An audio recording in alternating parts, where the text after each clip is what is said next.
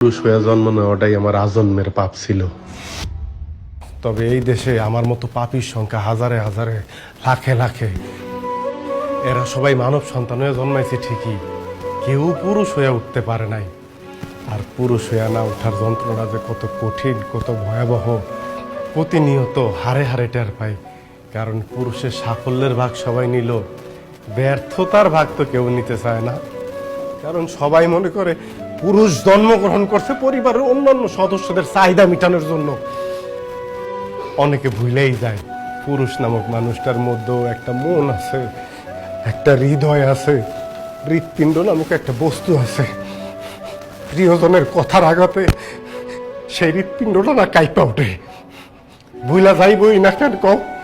কারণ পুরুষ তো কখনো কারো প্রিয়জন হয়ে উঠতে পারে না। সব সময় পুরুষ প্রয়োজনই কাজে লাগে।